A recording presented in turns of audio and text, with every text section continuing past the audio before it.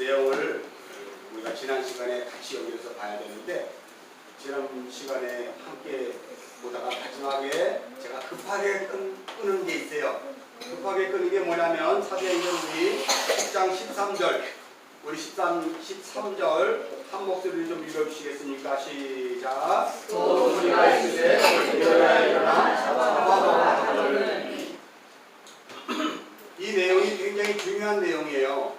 베드로야 일어나 잡아먹으라 하원을 했을 때 잡아먹어야 될 것들은 베드로에게 있어서는 할 수 없는 것들이거든요. 왜냐하면 베드로가 유대교회에 있었을 때는 그 율법, 레위기 율법에 있어서 정결한 음식들에 있어서 정결한 것과 먹어야 될 것과 먹지 못하는 것을 통해서 그들은 그것을 그 구별된 그 정결한 음식을 먹는 거에 대해서 이것이 무엇을 예표하고 있는지를 깨달았어야 되는데, 구약에 있는 이스라엘 백성들은 이것을 문자적으로 본 거예요. 그래서 이 음식은 정한 것이고 이 음식은 부정한 것이야. 하나님이 먹지 말라 그랬어. 그래서 우리는 먹으면 안 돼. 라고 하는 율법으로 가져가는 거죠.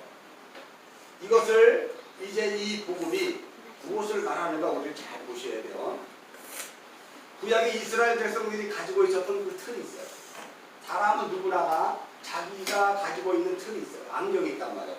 그 안경을 쓴 상태하에서 벗어서 보면 이해를 못하기 때문에 항상 그 안경을 쓰고 그 문제와 환경을 보거든요. 내 인생조차도 나라는 안경을 쓰고 그 인생을 보게 되죠.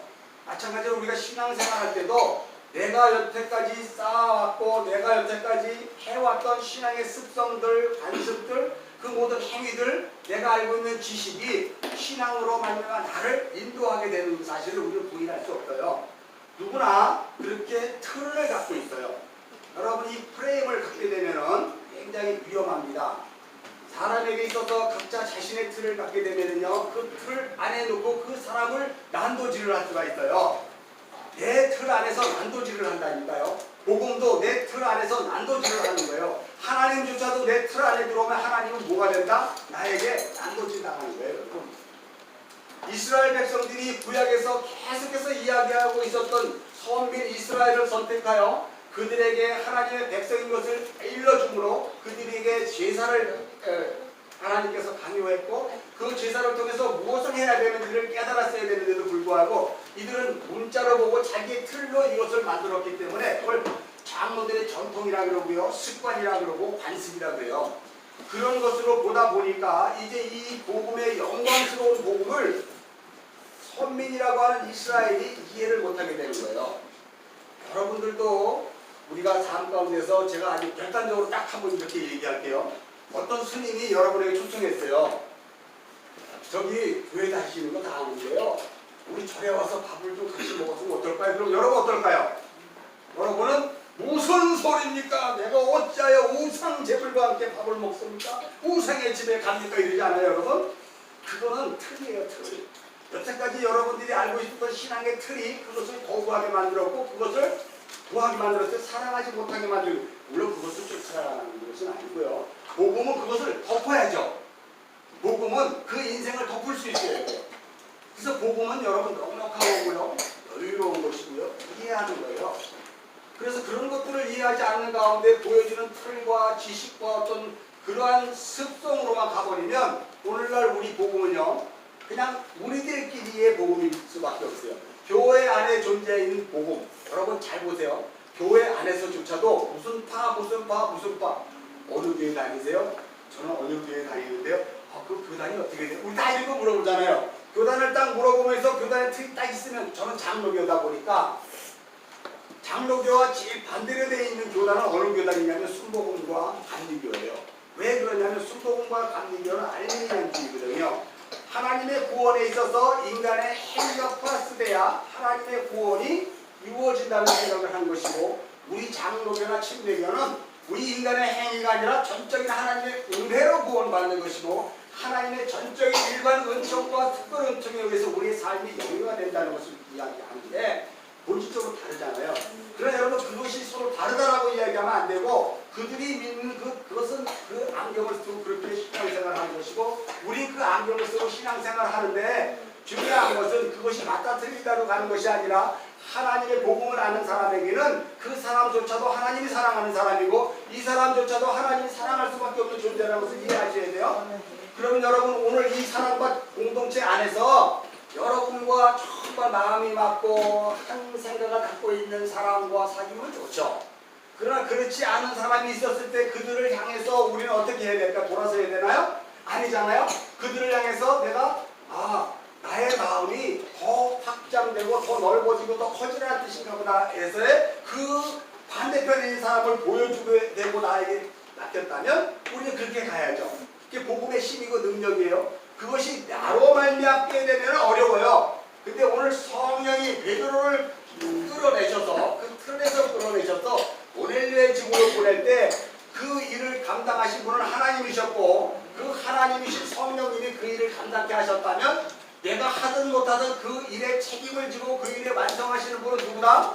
하나님이시고요. 그 성령님이 그 일을 하시는 것을 여러분 잊으시지 마셔야 돼요. 그래서 우리가 교회 공동체에서 그리고 세상을 향해 나갈 때 여러분이 절에 가서 밥을 먹어야 돼요. 그 일을 감당케 하시는 분, 그 믿음을 감당케 하시는 분은 누구다?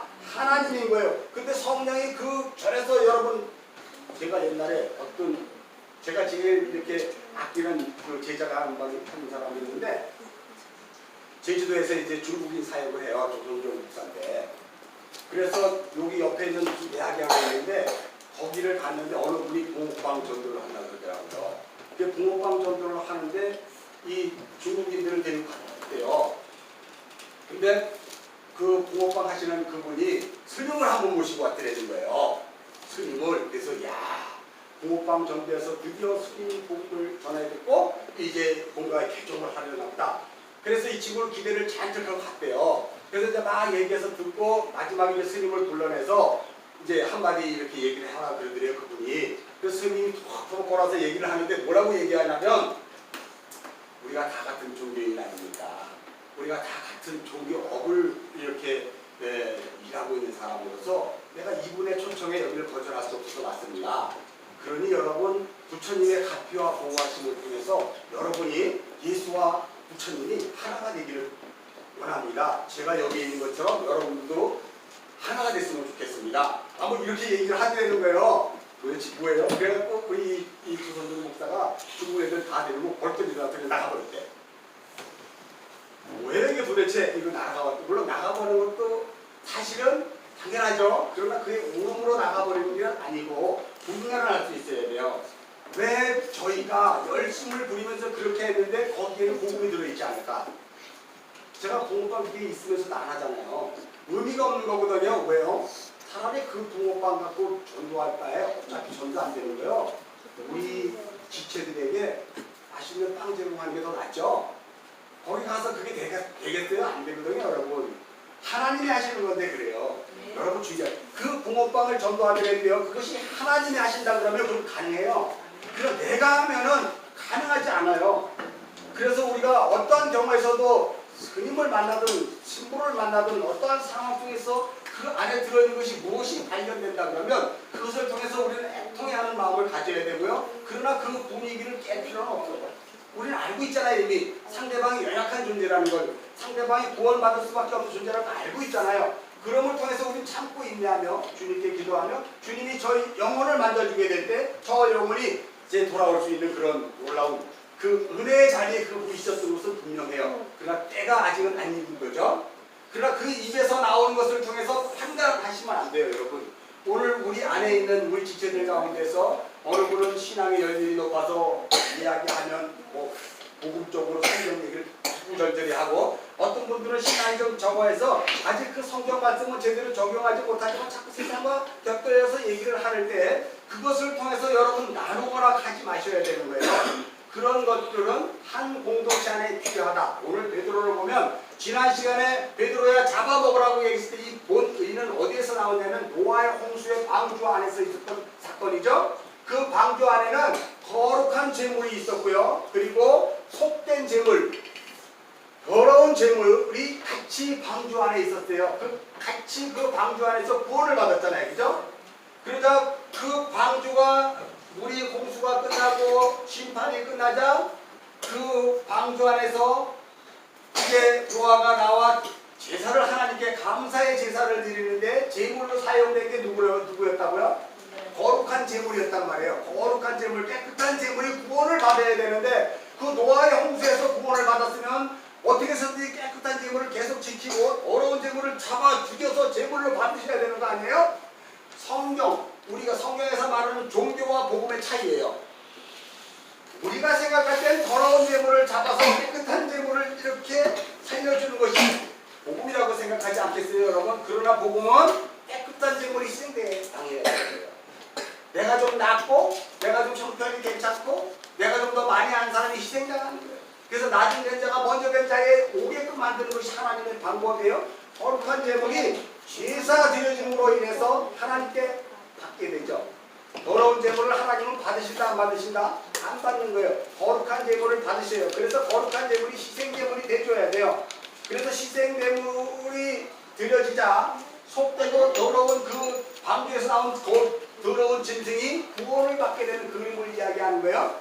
다른 말로 이야기해서 오늘 성경에서 이야기하면 예수를 아는 자와 모르는 자가 한 방주 안에 있을 때 예수를 아는 자가 예수를 모르는 자 때문에 상처받고 고난당하고 아픔당하는 것은 당연한 거예요. 그러므로 말미암아 그를 더 품고 이해해 주려고 하는 거죠. 그래서 주님이 이렇게 얘기해요. 친구를 위해서 네 목숨을 바치는 것이 얼마나 하나님 기뻐하는 줄 아니? 라고 이야기하는 것처럼 우리는 그러한 거룩한 제물로서의 부정한 것들을 어떻게 해요? 하나님이 받으시는 거룩한 제물로 바쳐지기 위한 그 제물로 우리는 이 땅에 사용하는 거죠. 그것을 예수께서 이미 십자가에서 죽으시고 거룩한 제물 되어 죽으시고 부정한 우리들이 예수를 믿게 되는 그림이잖아요. 그죠? 그러므로 인해서 노아의 방주의 그림을 통해서 이제 사도행전이 성경에서 무슨 이야기를 하고 있습니까? 이 성경이 너희에게 성령이 임하면 너희가 권능을 받고 예루살렘과 유다와 사마리아와 땅끝까지 이르러 내 증인이 되리라고 이야기하는 내용을 꼭 붙잡고 가면 이제 사마리아의 복음이 전해지고 그 다음에 이제 유대와 사마리아 뿐만 아니라 이방을 향해 복음이 나가게 될 때 이제 하나님이 이런 그림을 전해주셨는데 여러분 오늘 성경에 보면요 고넬료에게 복음이 전해지다 이렇게 다들 이야기하는데 실상은 베드로에게 복음이 전해지는 거예요. 우리는 오해를 하면 안 돼. 성경을 자꾸 잘못 봐요. 왜냐하면 베드로는 이미 예수를 믿은 자고 하나님의 선택받은 사도였기 때문이라고 이야기하는데 하나님의 사도였고 하나님의 선택을 받은 자였지만 그가 복음을 확실히 안다 모른다. 모르는 거예요. 그는 율법에 갇혀있고 자기 틀로서 하나님을 알고 있는 거예요. 그래서 그에게 복음이 전해지기 시작하는 거예요. 그럴 때 동원된 게 바로 뭐냐면 이방 고넬료입니다, 여러분. 그래서 우리는 자꾸 선민 우월주의, 내가 먼저 예수를 믿었기 때문에 내가 더 우월한 것으로 믿지 않는 자들에게 복음을 전할 때 내가 믿게 해주는 노력으로 가면 안 되는 거예요, 여러분. 내가 먼저 구원받는 자로 가야 되기 위해서 하나님이 고넬료에게 복음이 무엇인지를 확실히 가르쳐주기 위해 왜요? 이제 땅끝을 향해서 복음이 나가야 되니까. 그러기 위해서 고넬료가 알고 있는 그 틀을 깨려고 하나님이 베드로에게 틀을 깨려고 고넬료를 등장시킨 거예요. 여러분 이것은 제가 이렇게 이야기하지만 상당히 놀라운 사건이에요. 그 당시 그 문화적인 배경으로 봤을 때 유대인이 로마 백부장의 집에 가서 함께 밥을 먹는 것과 함께 잠을 잔다는 것들은 좀 있을 수 없는 거예요. 무슨 일이 있냐면요 여러분의 부모를 죽인 살인범과 함께 잠을 자고 밥을 먹고 그를 남편으로 섬기는 거예요. 이건 있을 수 없다. 있을 수 없다. 제가 좀 강하게 얘기했지만 있을 수 없다. 그 정도로 있을 수 없는 일이 일어나는 거예요. 그게 복음이거든요. 그러니까 여러분 복음을 우리가 무섭게 생각하면 복음을 너무 가볍게 생각하면 복음은 있을 수 없는 일을 있게 만드는 거예요. 그걸 믿음이라고 했잖아요. 그래서 오늘 베드로야 잡아먹어라 라고 이야기했을 때 제가 마지막 설교에 뭐라고 얘기했어요? 우리는 날마다 뭐 해야 된다? 예수를 뭐 한다? 잡아먹는 자가 돼야 돼요. 우리 날마다 예수를 죽이는 거예요. 내 죄 때문에 날마다 예수가 죽어요. 나 때문에. 그것을 내가 예수를 잡아먹는 행위라고 그랬어요. 그죠? 그렇게 얘기할 때 여러분 어떻게 생각하는지 모르지만 내가 예수를 잡아먹으면 나는 불신앙이 되는 거 아니야? 이렇게 생각할 수 있죠. 이 프레임을 잘 보세요. 거룩한 제물이 바쳐지는 게 아니고 노아의 홍수에서 살아났으면 부정한 것을 제물로 드리고 거룩한 것을 더 지켜내야 되는 것을 복음이라고 알았다면 여러분은 잘못된 복음이온과 마찬가지로 지금 이 베드로를 통해서 이야기하는 내용들을 잘 이해를 하셔야 돼요. 우리는 날마다 예수를 잡아먹지 않으면 우리는 그리스도인이 아니에요. 예수가 우리의 삶에서 날마다 희생 제물이 된 거예요. 오늘도 여러분이 예배를 드렸을 때 여러분의 생각과 사고와 여러분의 마음이 하나님께 올려지는 것이 아니라 이미 여러분은 구원받은 존재로서 여러분 안에 계신 그 예수님이 여러분 안에 마음을 주셨고 사모하는 것을 주셨고 간절한 것을 주심으로 그 주님을 보고 싶고 그 주님을 예배드리고 싶은 간절함이 여러분의 입에서 나옴으로 말미암아 하나님 받아주는 거죠. 그 예수의 거룩한 제물이 우리 안에 들어오자 속되고 더러운 내가 하나님께 바쳐지게 되는 거잖아요. 여러분 그걸 잘 이해하셔야 됩니다. 그래서 예수의 살과 피를 우리 날마다 먹지 않으면 안 되는 건데 여러분이 이제 성경을 한번 제가 근거를 안 해줄 시간이 없어가지고 요한복음 6장을 한번 가봅시다. 저기 성경을 좀 많이 찾아서 오늘 좀 읽으려고 하니까요. 오늘 더군다나 아버님이 오셔가지고 성경을 좀 이렇게 돋보기 갖다 주셔야 되는 거 아닌가? 보세요. 그러면 여러분 아버님이 읽을 수 있도록 우리가 큰 소리로 한번 읽어주시기 바랍니다. 요한복음 6장 찾았죠? 신약성경 154면을 펴십시오. 우리가 날마다 예수의 살과 피를 먹어야 되는 이유가 뭘까요? 53절서부터 자 우리 57절까지 읽겠습니다. 시작. 예수께서 이르시되 내가 진실로 너희에게 이르노니 인자의 살을 먹지 아니하고 인자의 피를 마시지 아니하면 너희 속에 생명이 없느니라. 여러분 잘 읽으셨죠? 여러분이 날마다 삶 속에서 인자 되신 예수 그리스도의 살과 피를 먹지 않으면 여러분 안에 생명이 있다 없다? 여러분 생명이 없는 거예요. 내가 예수 믿는데 없어요. 내가 예수를 많이 알고 있는데 없어요. 여러분 제가 질문 하나 할까요? 이해하기 위해서 우리가 믿는 예수를 믿는 것은요 지식 속에서의 종교가 아니라 삶이에요. 날마다 삶에서 예수를 먹는 행위를 통해서 우리가 내 안에 예수가 있는지 없는지를 확인하게 되는 거예요. 오늘 아침에 여러분이 예배에 참석했을 때 아니면 어제 토요일 어떻게 보냈는지 모르지만 그 삶을 통해서 여러분이 예수를 만났습니까? 아니면 지식으로 알았기 때문에 나는 오늘 이렇게 해도 괜찮아, 내일 가서 또 이렇게 하면 되지 라는 것으로 갔습니까? 그렇지 않아요. 여러분 예수를 믿는 이 기독교는 삶이에요. 삶을 떠나서는 예수를 믿는 기독교가 아니에요. 근데 이 삶을 차이가 있어요. 불교인들이 이야기하는 삶은요 어떤 삶이냐면 내가 신께 바쳐서 그를 통해서 그를 감동시키면 그가 나에게 뭐를 준다는 기부의 테크의 개념으로의 섬김이에요. 그죠? 그런데 우리는 다르단 말이에요. 내가 주님께 뭘 바치는 게 아니고 나는 날마다 죄만 짓고 나는 날마다 내 영광을 위해 살고 나는 날마다 내 쌀 한 톨이라도 더 얻으려고 하는 그 이육적 자아에 의해서 살아갈 때 주님이 나에게 찾아오시는 거예요. 그래서 얘야 그렇게 살지 마. 정신 차려. 왜 그렇게 살 수 있어 너 교회 다니면서 왜 그러는 거야? 하면서 날마다 나를 두드리시죠. 두드리실 때 그분이 예수님이 나의 제물이라고 그 두드릴 때 내가 주님을 십자가에 매다는 그 상황과 환경을 이해를 해야 돼요. 이것 때문에 내가 예수님을 또 죽여야 돼요. 이것 때문에 내가 예수님을 죽일 수밖에 없는 존재였구나를 깨달으면 그가 예수님의 살과 피를 먹는 거예요. 그날 오늘 아침에도 드시고 오셨어요? 예수님의 살과 피를 드셨대요? 아니면 여러분의 그 생각과 그 사고와 여러분 됨으로 말미암아 그런 삶을 살아내셨느냐고요. 일주일 동안 어떻게 사셨고요? 예수의 살과 피가 여러분의 양식이 되셨냐고요? 아니요. 자, 우리 54절서부터 또 읽겠습니다. 시작. 내 살을 먹고 내 피를 마시는 자는 영생을 가졌고 마지막 날에 내가 그를 다시 살리리니 내 살은 참된 양식이요 내 피는 참된 은료라. 내 살을 먹고 내 피를 마시는 자는 내 안에 거하고 나도 그 안에 거하나니. 여러분 이게 바로 연합이에요. 유니온. 예수의 살과 피를 먹는 우리는 연합 그래. 내 안에 예수가 있어요. 예수와 나는 연합되었어요 라고 이야기할 때 그 연합의 핵심은 뭐냐면 예수의 살과 피예요. 예수의 그 살과 피를 내가 날마다 인생 속에 삶 속에서 먹고 마시는 것과 내 삶에서 드러나야 되는 거예요. 그걸 여러분이 인지가 돼야 돼요. 여러분의 행위와 여러분의 행동이 자꾸 내가 이 정도면 괜찮지 않겠어? 나는 좀 괜찮은 사람이네? 나같이 예수만 믿으면 되겠어라고 하는 것이 아니라 나같이 예수를 믿으면 되겠네 하는 그 행위가 뭐냐면 날마다 예수를 죽인 거예요. 그것이 기독교죠. 그런데 나는 예수 안 죽였거든요. 나는 잘했거든요. 나는 율법을 지켰거든요 하면 그거는 예수를 안 믿은 거예요, 여러분. 하나다 이게 깨지시기 바랍니다. 57절 읽겠습니다. 시작. 살아계신 아버지께서 나를 보내시되 내가 아버지로 말미암아 같이 나를 먹는 그 사람도 나를 말미암아 살리라. 그러니까 날마다 나를 먹어야 되는 거 아니에요, 그죠? 예수 그리스도를 먹어야 되는 거예요. 자, 58절 읽겠습니다. 이것은 하늘에서 내려온 떡이니 조상들이 먹고도 죽지 아니하며 이 떡을 먹는 자는 영원히 살리라 라고 하는 영생에 대한 얘기를 해요.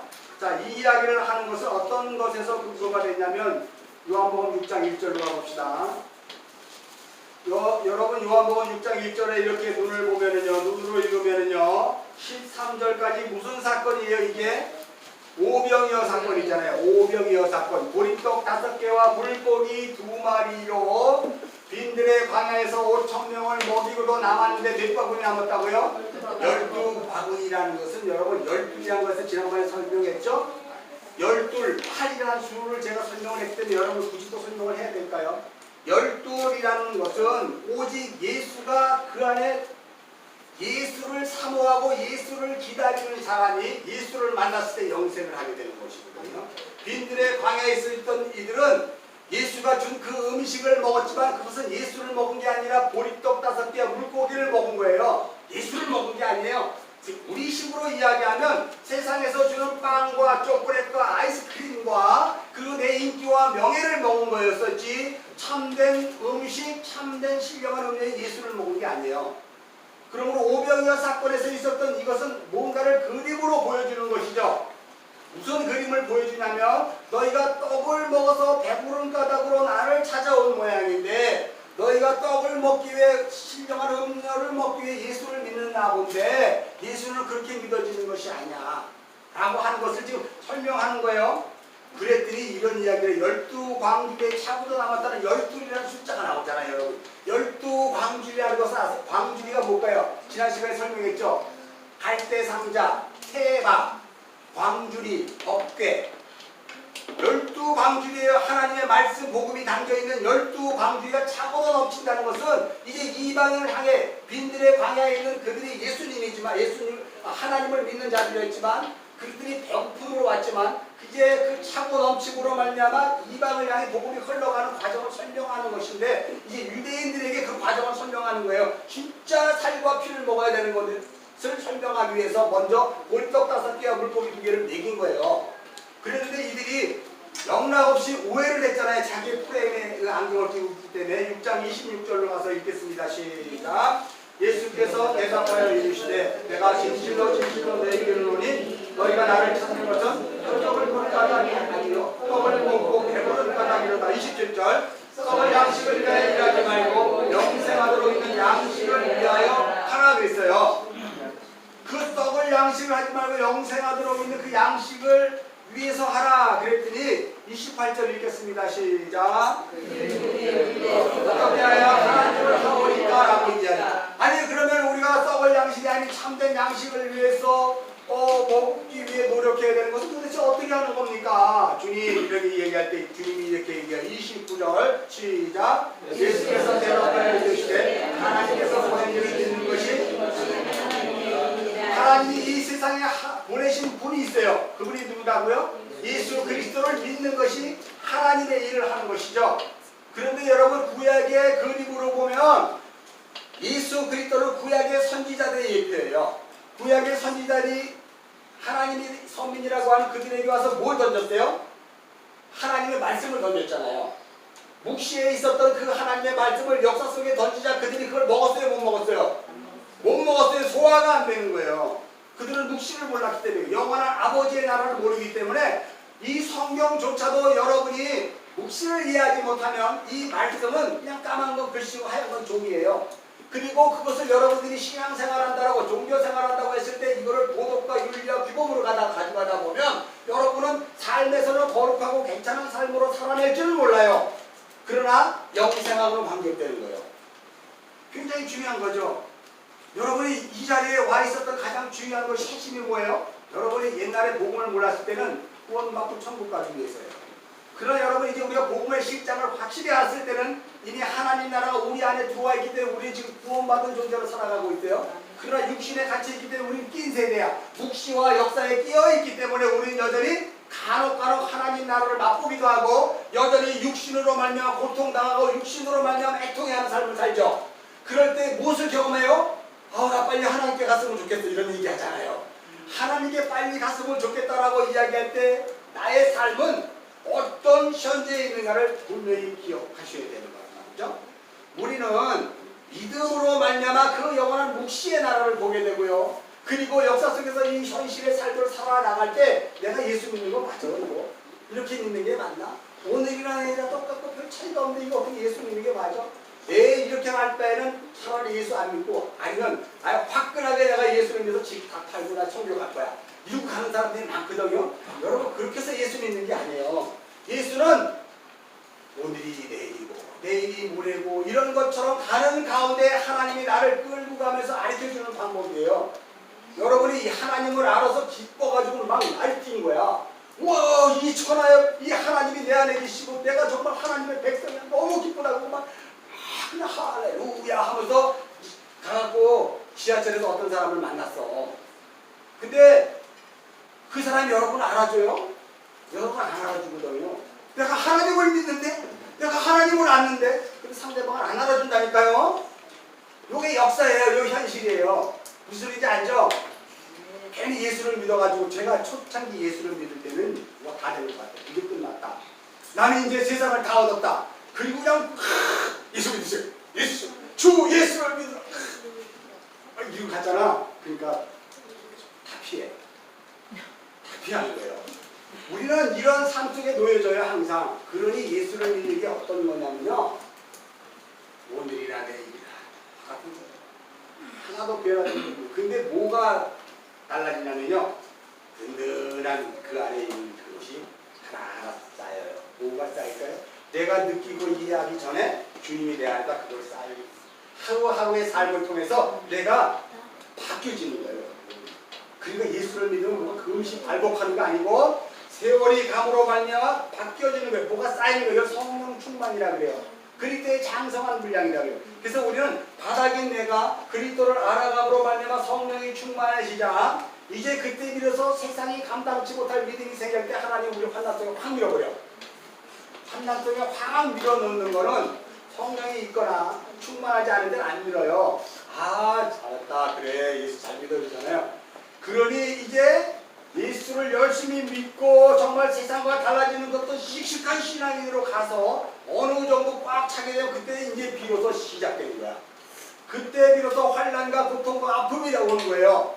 그때 너희 안에 있는 그 성령 그리스도의 장성한 분량으로 그 문제를 이제 어떻게 볼 것인가 보라는 거예요.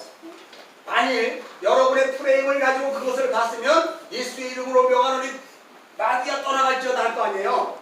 그것이 예수의 이름으로 명하노니 마귀가 떠나갈지어다가 아니라 예수의 이름으로 명하노니가 될 수가 있는 것이 아니라 주께서 허락하신 고난이오니 내가 감당하겠습니다. 그러나 나는 연약한 육신이오니 주님 도와주시옵소서. 그때 비로소 주님과 내가 같이 가는 거죠. 그 환난에 던져지지 않을 때 주님과 내가 같이 가는 것 같지 않아서 오늘이 내일이고 모레가 내일인 것 같았어. 근데 장성한 분량에 가서 환난에 던져지자 그때 비로소 주님과 내가 뭐하고 있다고요? 같이 가는 거예요. 그때 비로소 같이 가는 거예요. 어떤 분은 아버님 같은 날에 그때 비로소 주님과 같이 가는 경우가 있어. 환난 때문에. 어떤 사람은 저렇게 주성이 갔을 때 그때 가는 사람이 있어요. 굉장히 놀랍죠.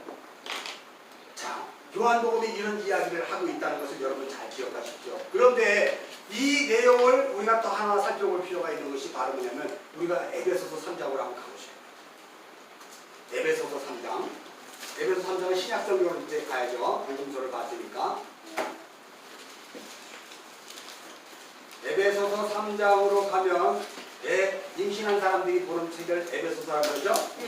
에베소 3장 우리 1절서부터 우리 9절 9절까지 읽겠습니다. 시작. 이러므로 그리스도 예수의 이름으로 너희가 이를 위하여 갇힌 자들의 나 바울이 말하노라. 너희를 위하여 내게 주신 하나님의 그 은혜의 경륜을 너희가 들었을 것이야. 곧 계시로 내게 비밀을 알게 하시는 것은 내가 먼저 간단히 기록한 것 같으니 그것을 읽으면 내가 그리스도의 비밀을 깨달은 것을 너희가 알 수 있으리라. 잠깐만 여러분, 노아의 방주 안에 있는 거룩한 재물과 속된 재물 그 내용과 그리고 오늘 오병이어 사건을 통해서 있었던 이 내용을 하나님이 뭐라고 얘기하냐면 그리스도의 비밀이라고 이야기해요. 그것을 3절에 보면 계시로 말미암아 내가 비밀을 알게 하신 것을 내가 먼저 깨달았기 때문에 이제 너희에게 가르쳐 줄게 라고 이야기하면서 그리스도의 비밀이 너희도 깨달았으면 좋겠다는 것으로 이야기합니다. 자, 5절 6절 읽겠습니다. 시작. 이에 그 거룩한 사도들과 선지자들에게 성령으로 나타내신 것 같이 다른 세대에서는 사람의 아들들에게 알리지 아니하시니 이는 이방인들이 복음으로 말미암아 그리스도 예수 안에서 함께 상속자가 되고 함께 지체가 되고 함께 약속에 참여하는 자가 됩니다. 여기에 보면 방주 안에 있는 거룩한 재물과 속된 재물, 그죠? 그리고 오병이어 사건은 무엇을 얘기한다고요? 6절. 이방인들이 뭐 한다고요? 복음으로 말미암아 그리스도 예수 안에서 함께 상속자가 되는 그림이다, 이런 뜻이에요. 무슨 소리인지 아셨죠? 그래서 함께 지체가 되고 함께 약속에 참여하는 자가 된다는 거예요. 자, 우리 9절 읽겠습니다. 시작. 영원부터 만물을 창조하신 하나님 속에 감추어졌던 비밀의 경륜이 어떤 것을 이제 드러나게 하셨다는 거예요. 이 만물을 창조하신 하나님 속에 감추어졌던 비밀의 경륜이 뭘까? 제가 그 수요 예배 때 여러분에게 계속 설명했죠. 여러분이 지금 여러분의 육신으로 갖고 있는 여러분의 인생은 진짜다, 껍데기다. 껍데기예요. 어머니 뱃속에서 응애하고 이 땅에 태어났지만 그 태어난 것은 하나님의 완벽한 창조물이 아니라 이 피조물을 통해서 뭔가 새 창조를 향해 간 것이라고 이야기했죠. 여러분, 이게 굉장히 중요한 거예요. 그러므로 이게 비밀이에요. 영원부터 만물을 창조하신 하나님 속에 감추었던 비밀의 경륜이 뭐냐면 여러분이 하나님의 아들들이 되는 거예요. 누구로 말미암아? 그리스도 예수로 말미암아 그리스도와 연합하자. 성자 하나님이 아들 하나님이래요. 아들 하나님께 여러분이 연합하자. 여러분이 하나님의 아들들이 되는 거예요. 구약성경에서 하나님의 백성이라 그러고 내 자녀라 그러고 신약성경에 거룩한 신부라고 이야기했는데 요한계시록에 보면 결론적으로 그가 하나님의 아들들로 이 땅에서 여러분 만들어져 가는 거예요. 그리고 여러분의 신앙생활은 이 땅에서 왜 하는 거예요? 잘 먹고 잘 살고 예수 믿고 천국 가는 거예요? 아니에요. 이 땅이 반드시 여러분에게 주어졌던 것은 이 땅에서 여러분의 육을 벗고 여러분의 가짜가 벗어지고 진짜 하나님의 아들로 여러분들이 만들어지는데 어머니 뱃속에 있을 때는 태아에 있을 때는 어머니 양수가 그리고 음식을 먹으로 만들어졌단 말이에요. 그건 가짜 인생이에요. 그러나 이 땅에서는 우주라는 역사라는 공간 안에 성령님이 여러분을 뭐예요? 첫째 딸, 둘째 딸, 10달까지 만드는 거예요, 여러분. 그거 만들 때 뱃속에서는 물속에 있었잖아, 우리가 양수 속에. 이 세상에서는 어디 있어야 돼, 그러면? 물속에 있어야 돼요. 물 대신 예수 그리스도에 있어야 성령이 우리를 만들어갔단 말이에요. 이 사람이 나는 죽고 성령이 새 사람으로 만들어. 수요 예배 때 설교했잖아요. 여러분이 수요 예배 때 나왔으면 이 설교 안 해도 되는데 또 이제 시간 잡아먹었어. 무슨 소리인지 알죠? 여러분 이 세상에 살고 있을 때 여러분 어디에 속해야 돼요? 물속에 속해야 돼요. 그게 바로 노아의 홍수 때 물이 거치자 뭐가 드러난 거야? 육지가 드러났지. 땅이 드러났지. 그 여러분이 새 창조된 여러분. 노아의 홍수전에 있었던 땅은 저주받을 땅이야. 가지고 없어. 그럼 물이 거치자 새로운 땅이 나오잖아요. 그게 육적으로 새롭게 창조되는 것을 그림으로 설명해 주는 걸 여러분이 아셔야 돼요. 그죠? 좀 감동해야 되는데 전혀 감동이 없대요. 어쨌든 이게 비밀의 계시를 여러분들에게 알려주는 거란 말이에요. 여러분은 성경을 여태까지 봐도 그게 뭘로 봤어요? 난 이해할 수가 없어요.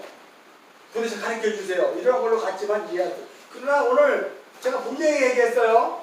여러분은 새 창조돼야 새로운 피조물로 만들어져야 돼요.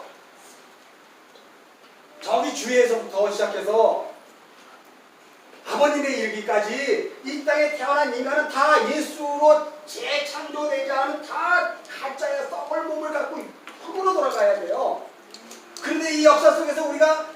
재창조 만들어지는 거예요. 만들어지는 거예요. 그래서 우리가 어디에 있어야 되냐면 물속에 있어야 돼요.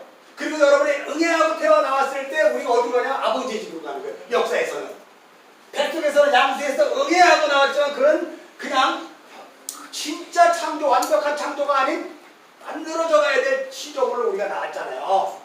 그럼 여기에서 끝까지 예수 잘 믿으면 천국 갈 거야로 가는 게 아니에요. 여러분, 예수 믿는 거는 여러분은 이 역사 속에서 만들어져야 돼요.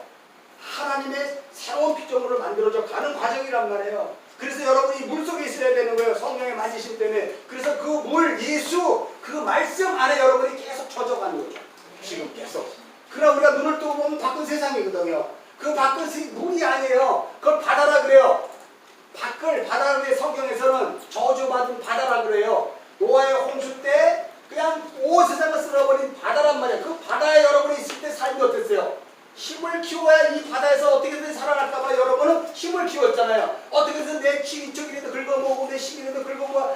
그렇지 않으면 내가 죽을 것 같으니까 힘을 끌어봤잖아요. 바다는 그런 곳이에요. 그러나 이 물속에 있을 때는 어떤 곳이에요? 그것과 관계가 없는 거죠. 이 물속은 그리스도의 다스림을 받는 것이고 이 물속은 그리스도로 말미암아 내가 사람다운 사람으로 만들어져 가는 거예요. 학교에서 사람을 만드는 게 아니에요. 교회에서 사람을 만들어야 돼요. 진짜 나의 영적인 본질적인 자아가 누군지를 깨닫지 않으면 여러분은 전부 다 종교 생활하는 거예요. 아무리 교회를 다니면 다 종교 생활이에요. 예수 믿고 구원받아 천국 간다고요? 어림없는 소리 하지 마세요. 여러분이 진짜 두 번 태어나지 않으면 니고데모가 예수님께 찾아서 어찌하여 내가 정말 예수를 믿고 다시 태어날 수 있습니까? 어머니 뱃속에 들어갔다 나올까요? 보긴 잘 봤어. 어머니 뱃속에 요 물, 양수에 대한 것을 설명을 했대. 니고데모는 알았대. 이 유대인의 한계예요. 율법의 한계예요. 그러나 그는 어머니 뱃속에 들어가는 거에 안 없대. 위로부터 나지 않으면 내가 거듭나지 않는다 그러죠. 그죠? 위로부터 나지 않으면이라는 것은 바로 뭐냐면 노아의 홍수의 방주의 창은 위에 하나 달라있어. 위를 바라보므로 위에서 내려오는 은혜의 비를 맞지 않으면 새로 태어나지 않는 거예요. 그래서 방주는 창문이 없어. 위로만 하나 있어. 그것을 니고데모를 통해서 예수님이 위로 거듭나지 아니하면 거듭나지 않는 거야. 분명히 얘기했는데도 오늘날 교회는 왜 그렇게 복음에 대해서 이해를 못하냐. 그러니까 여러분이 오늘 사는 그 인생의 재료들, 오늘 무엇을 먹을까 마실까 입을까라는 그 모든 삶의 재료들, 나는 왜 이렇게 아픈가, 나는 왜 이렇게 망했어, 나는 왜 이렇게 감옥에 가야 돼, 나는 왜 이렇게 쪼잔하게 살아야 돼, 나는 왜 이렇게, 이런 거는 나를 어떻게 해야 돼요? 나를 통해서 하나님이 나를 버리게 하고 나를 직시하게 했잖아요. 그를 통해서 내가 예수로 새로 만들어져야 가야 되는 것을 반드시 깨달아 오직 예수를 붙잡게 되는 거죠. 여러분, 교회에 다니는 것은 무슨 서클의 모임이나 친목단체가 아니에요. 그러면 어디나 가도 있어요. 교회는 영생의 말씀을 위해 우리가 인생을 살아야 되거든요. 여러분이 새롭게 지음받아 가지 않으면 안 되는데, 중요한 것은 여러분의 인생을 하나님이 직접 만드셔서 그 길로 밀어 넣어 여러분을 자꾸 빚으시는 거예요. 빚으시는 거. 마치 토기장이가 토기를 자기 마음대로 빚듯이 여러분을 빚으시는 거예요. 그게 역사 속에서 여러분의 모습이고 신앙인의 모습이라는 거예요. 이해하십니까? 네. 그래서 여러분이 어떻든 무엇을 했든 나는 하나님이 지금 빚고 있어 라고 했기 때문에 나는 완전히 완성되지 않았구나. 그러니까 자랑할 것도 없고, 그렇다고 해서 남이 남걸 저기 통일은 왜 이렇게 이뻐, 나는 왜 이러지 하고 비교할 것도 없어요. 나는 지금 만들어가고 있으니까. 누구에 의해서? 그리스도 예수에 의해서. 그것이 하나님의 일이라 그래요. 그 만지는 손길을 느끼는 것, 그것을 알아먹는 것을 하나님이 보내실 때를 믿는 거라 그랬잖아요. 그잖아요, 여러분? 자, 내가 너무 떠들었나? 자, 이것이 영원전부터 만물을 창조하신 하나님 속에 감추었던 비밀의 경륜을 제가 먼저 깨달았기 때문에 여러분들에게 설명하는 거예요, 여러분. 자, 그래서 10절 읽겠습니다. 시작. 이는 이제 교회로 말미암아 하늘에 있는 통치자들과 권세자들에게 하나님의 각종 지혜를 알게 하려 하심이니. 11절. 곧 영원부터 그리스도 예수 안에 예정하신 뜻대로 하신 것이라. 12절. 우리가 그 안에서 그를 믿음으로 말미암아 담대함으로 확신을 가지고 하나님께 나아가느니라. 그래서 여러분이 지금 하나님께 나온 거예요. 요 사실을 알기 때문에 나는 물 대신 그리스도 예수 안에서 지금 성령님에 의해 새로운 피조물로 만들어져 가는 거예요. 다 만들어져면 넌 합격이니까 너 이제 와. 할렐루야 하고 가죠. 그러니까 우리는 슬플 것도 없죠. 갔는데 완성됐으니까. 여러분이 이 땅에서 그리스도 예수로 말미암아 새로운 피조물로 완성이 되면 그때 하나님 부르시는 거예요. 완성되기 전까지는 안 부르셔요. 알으셨죠? 그러니까 어린아이도 그럼 빨리 들어가면 완성됐단 말이에요? 쟤는 뭘 알지도 못하는데 완성됐을까요? 그건 우리는 몰라. 그럼 누구는 하실 수 있다? 하나님은 하실 수 있다. 우리의 어줍지 않은 것으로 잣대를 가지고 우리의 틀을 가지고 그 어린아이가 어떻게 보호를 받아 하지 말고 하나님은 하실 수 있다고 우리 복음서에 보면 알잖아요. 그죠? 모든 것이 하나님의 일이야. 자, 우리 이제 갈라디아서 우리 3장으로 한번 가봅시다.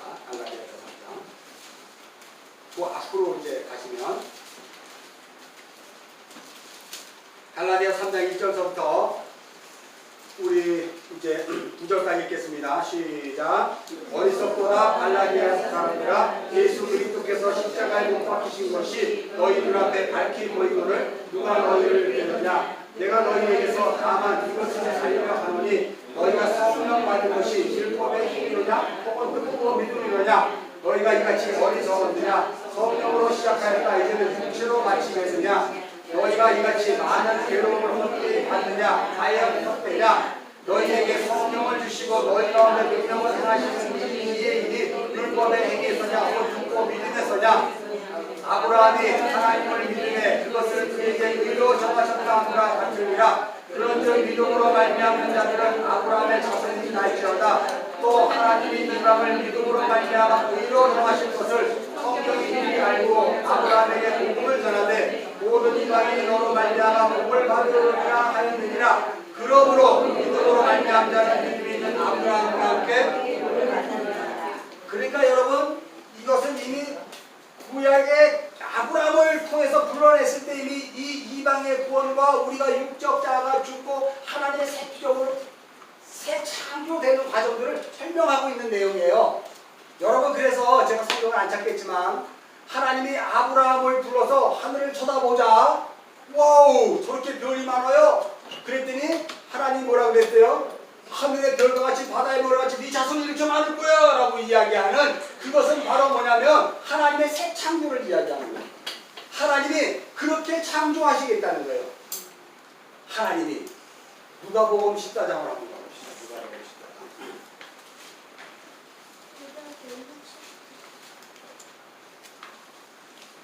누가복음 14장. 누가복음 14장 우리 22절부터 읽을 건데요.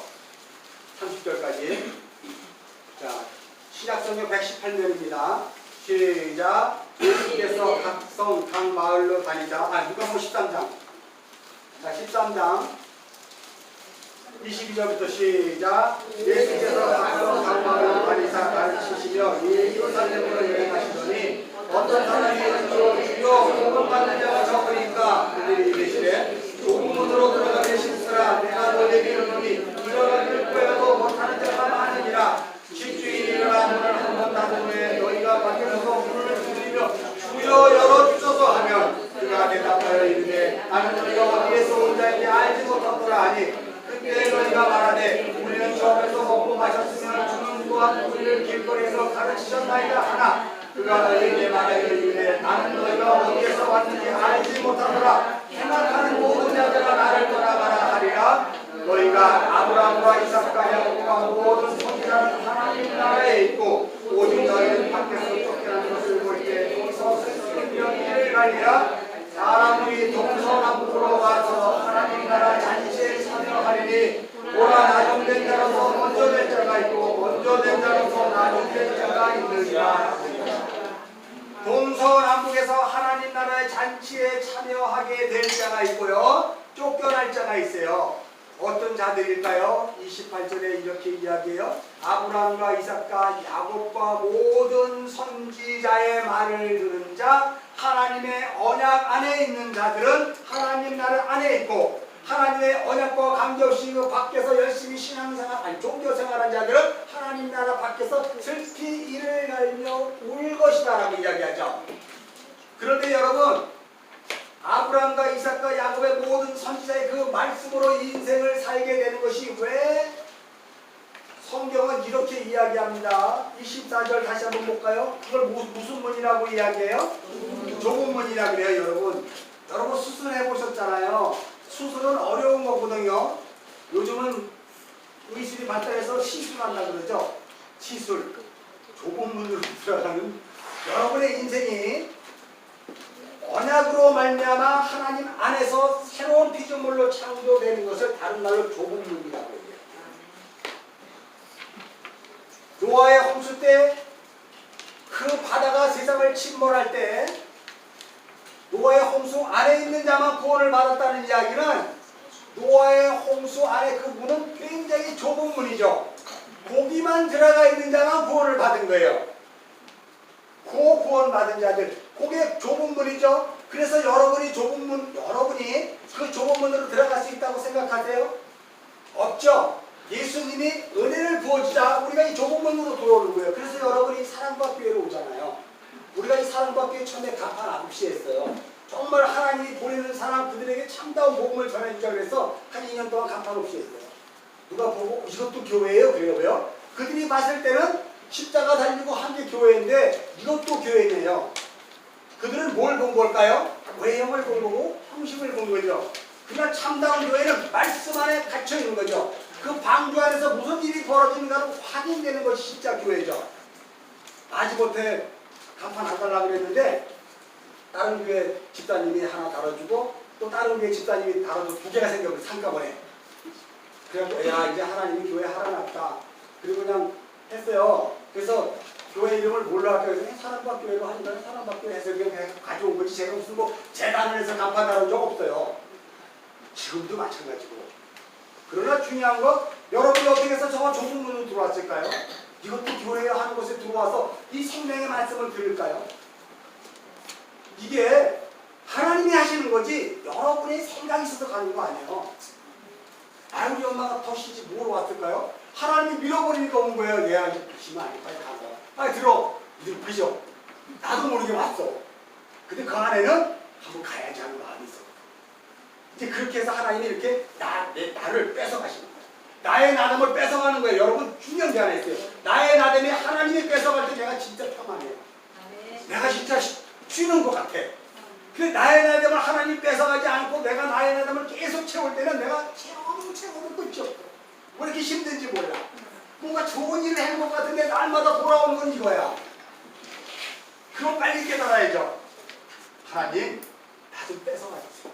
나의 못난 요 생각 좀 뺏어가시고 나의 못난 요거 뺏어가세요 하고 하나님께 여러분을 맡겨야죠.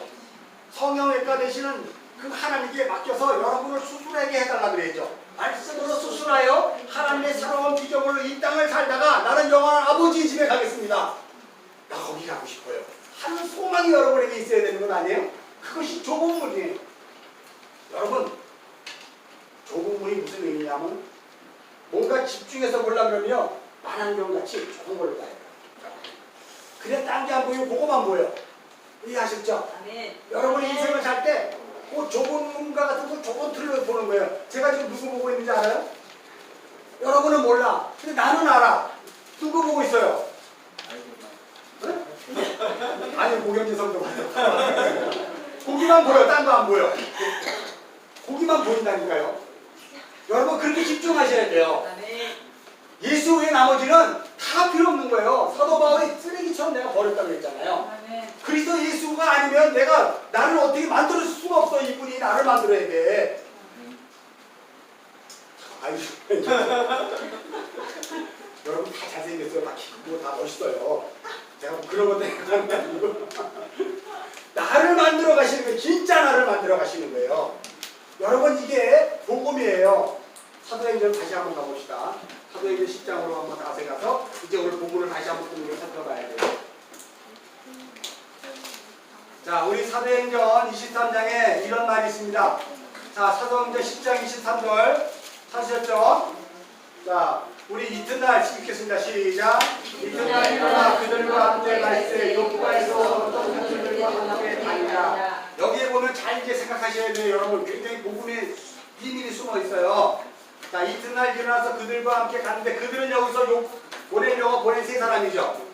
고넬료가 보낸 세 사람이 주님과 함께 베드로가 가려고 했는데 어떤 형제들이 함께 갔대. 몇 명일까? 어떤 형제들이 여기서 보면 네? 어떤 형제가 몇 명인지 모르잖아. 근데 자 우리 11장 12절 읽겠습니다. 시작. 성령이 내게 명하사 아무 의심도 말고 함께 전하시네. 베드로 함께가 가이사로 간 형제가 몇 명? 6명이잖아요. 그리고 이방에서 보내려고 보낸 사람 3명이잖아요. 원래 본 자식들 성민이라고 하는 유대인이 6명이잖아요. 여러분 잘 들으셔야 돼요. 이 6이라는 숫자는요 뭔가 하나 부족한 수예요. 이걸 율법의 수라고 하거든요. 여러분이 우리가 그 가나의 혼인잔치에서 물동이가 있는데 6개가 있어요. 근데 6개가 다 빈 물동이야. 이걸 율법을 의미하는 거예요. 율법은 그렇게 비어 있는 거예요. 그자 예수가 오자 거기에 예수라는 물동이가 하나 더가자 7개가 되잖아요. 이해하셨죠? 그거와 마찬가지로 여기서 보면 이방에서 온 사람이 3명에다가 율법을 상징하는 6명이 함께 갔어. 하나가 부족하네. 그죠? 하나가 여기서 베드로란 말이에요. 그래서 10개예요. 완전수 10개.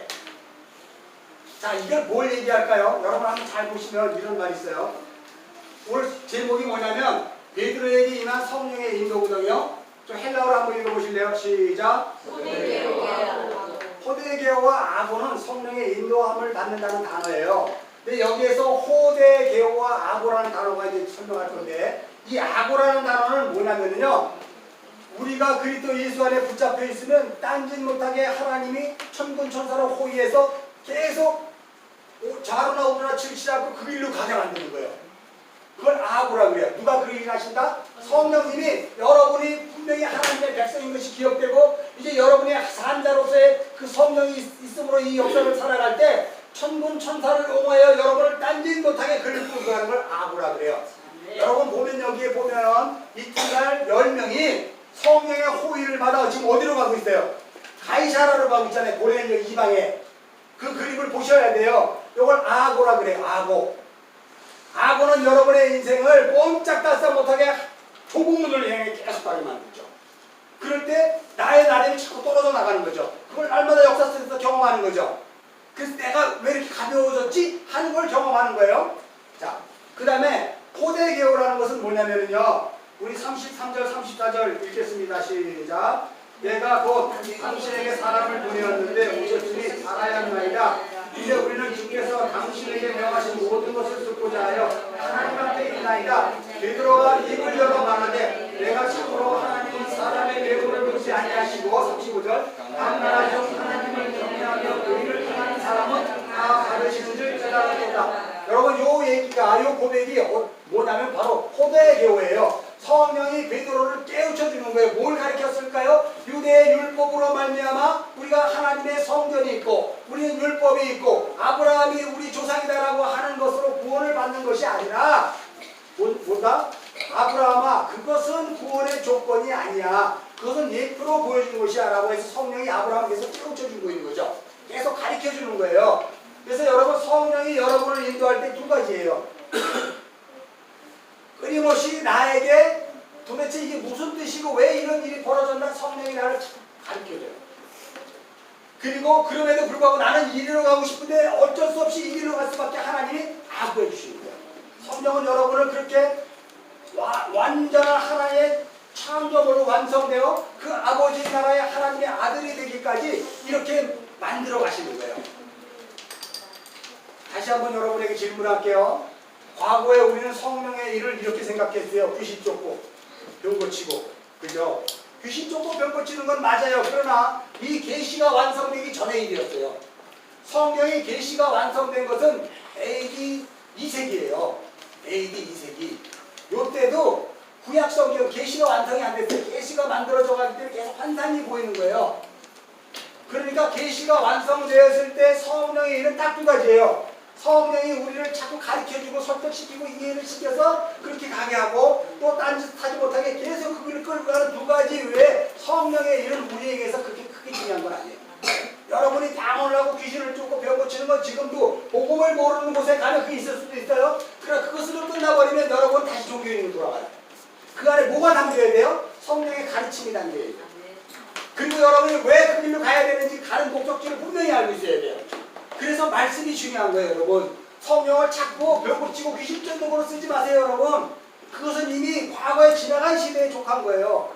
그걸로 하면 당연히 교회가 부흥할 수도 있죠. 그럼 하나님이 기뻐하는 게 아니라 우리를 부흥할 수 있어요.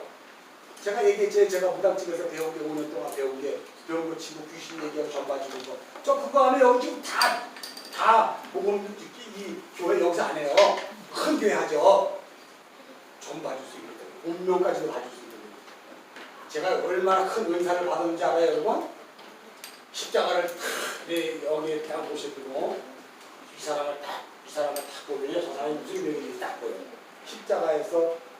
십자가의 곳을 박으면 저분이 어떤 곳에 장기에 어디가 문제가 있는지 보여요. 그럼 내가 예수의 보혈을 치유하잖아요. 그 은사를 제가 초창기에 시작했다니까요. 그래서 많은 사람들이 저더러 목사 되라 그랬어요. 그러면 부흥할 거라고. 근데 왜 그걸 그렇게 해서 부흥할 줄 알았더니 하나님이 그걸 아예 못 쓰게 저를 갖다가 그냥 말씀으로 묶어놔가지고 한 번도 써먹지도 못하고 이제 써먹으려고 하니까 이제 복음을 알아보니까 그건 아니야. 그건 내 무당짓 하는 거야. 내가 무당짓 해서는 안 되지. 진짜 말씀을 가르쳐야지. 그렇게 할 수 있어요. 그래서 여러분 저 자랑은 아니지만 나도 자랑하려고 그래. 그런 거 할 수 있어요. 근데 제가 기도했다니까 하나님 이거 버는 게 있어요. 제발 이거 버는 게 있어요. 여러분 보면은요, 목사 딱 기도하고 여러분을 내 안에 딱 집어넣으면요, 여러분이 동물로 딱 보여. 동물로 보여요. 여러분의 심성이. 그래서 분간할 수 있어요. 그래서 제가 그거를 옛날에 그 노 목사님 산청에 무슨 성경 공독반에 갔는데 우연찮게 어떤 집사님 한번 만나갖고 이제 내가 이렇게 됐어요. 이런 게 보여. 이거 왜 이러지? 이랬더니 목사님 그거요 베레아 신학이에요. 그러는 거예요. 나 베레아가 뭔지 몰랐거든요. 베레아 신학이 뭔지 알아요, 여러분? 김미동의 귀신론. 김미동 이번에 방송이 많이 나오잖아요. 그거 베레아 신학이에요. 그게 베레아 신학? 그래서 제가 알았어요. 아, 사탄은 어디에서나 역사하는구나. 비본질적인 복음으로 그것을 복음으로 가져가게 하는구나.